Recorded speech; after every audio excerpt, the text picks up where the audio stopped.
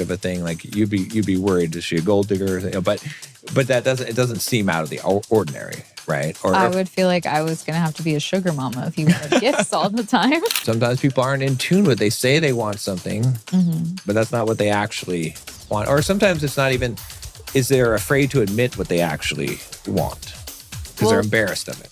Let's use what you even just said. Like you said, gift giving, a man giving a woman a gift it's about the investment. That means something to you. And being able to also talk about it with your partner so that they understand why. Because if I'm just like, I like quality time, you're like, okay. And you might not know what that really means to me. Right? Exactly. So figuring out what it really means, and if you're having that conversation with like your boyfriend, your girlfriend, whatever, like you guys end up talking about it, I would say really dive into the why. Yeah. But I do think quality time is the main one because he can't get that back. He can't make more time. We can't make more time. Yeah, you can. Yeah. And he can make more money. Right. And he can pay for something and it might not mean anything. But I know quality time was already up there, wasn't it? Yeah. Yeah. So, but I'm just saying, like, also don't be dazzled by the gifts because. No, I don't think that's as high. No, I know what you're saying, it can, though. Yeah, it can depend. But I'm just saying that those things, you know, if it falls out of the range of those for either a man or woman, there's probably something going on that's causing that because those should be the default, right, based on the masculine and the feminine. Yeah. That makes sense. So, yeah, you know, if you had a guy, for example, that was very big on his love language was getting gifts. I don't even know what that, but it seems like that would be a weird thing, don't you think? Like a woman having it, it doesn't seem as weird of a thing. Like you'd be worried, is she a gold digger? But it doesn't seem out of the ordinary, right? Or I would feel like I was going to have to be a sugar mama if you wanted gifts all the time. I would be the provider in the relationship if that was the case. Right. Yeah. I mean, I agree with what you're saying, but again, I know that it still stems from things in the past. Yeah. So maybe something really traumatizing happened around that. I don't know. Yeah. But I think the other piece of knowledge that you can apply to this, which is like what we're saying here, what I'm saying about this, is that I'll be careful how I word it, but look, if a person is saying that their love language is this, but they're feminine or they're masculine, you might want to think about maybe it's actually the things we said. You see what I'm saying? It's because sometimes people aren't in tune with, they say they want something, but that's not what they actually want. Or sometimes it's not even, is they're afraid to admit what they actually want because they're embarrassed of it. Let's use what you even just said. Like you said, gift giving, a man giving a woman a gift it's about the investment. And so if you even look at that, it's like, okay, someone's telling you they want gifts. Right. But what they really want is the investment, is the commitment. Right. And so, like you said, it's good to kind of look at it and be like, okay, what is the underlying desire here? Right. And people should do that with their own love languages too, right? Like, okay, why is acts of service so important to me? Right. You know, it makes me feel loved when someone just does something for me and I don't have to ask. It feels like they pay attention to me and care about me. Right. And then you understand where these sort of feelings and stuff come from. Yeah. Or like, you know, for a man, like why physical touch? I think we hit the nail on the head with that. But it's like figuring out why your love language is the way that it is also can heal parts of you too. Yeah. Like, it's not going to heal where, you know, you don't value that love language anymore. But it is something about understanding why that means something to you. And being able to also talk about it with your partner so that they understand why. Because if I'm just like, I like quality time, you're like, okay.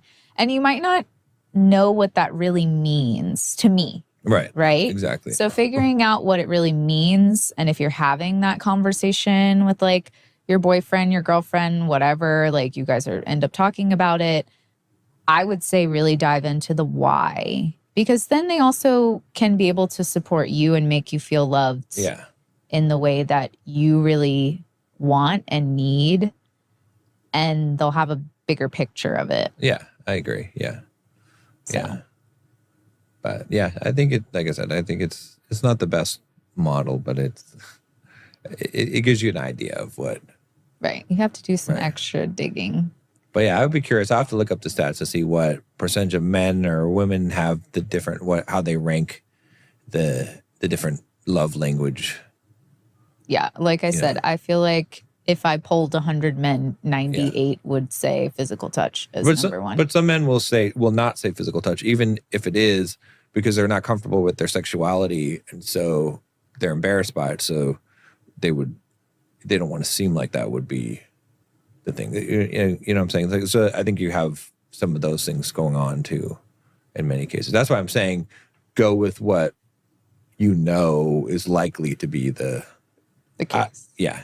You obviously you can ask and find out, but you should also use some outside knowledge to say, okay, well, this is probably going to go over well. Because again, it's the intent behind it, right? It's like, because even with the gift giving, if a woman's like, okay, gift giving getting gifts is because it makes me feel like you've invested in me. Mm-hmm. Well, okay, so then if I have a lot of money and I get you a lot of gifts, I haven't really invested, right? But if I don't have a lot of money and I get you something expensive, now I've invested. So was it really the gifts, or was it that, like you said, the underlying indication of investment, which time is also that, right? So, yeah.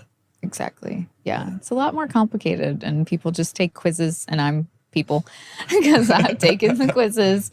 But it's like you really have to dive into why. And sometimes people don't do that. And it'll help you, and it'll help your relationship and your partner. So, figure out why your top one is your top one, and also see where all of them fit in your relationship and how they'll show up. Because like I said, I feel like if you're in a good, healthy relationship, they're all there to different degrees. Yeah. Yeah.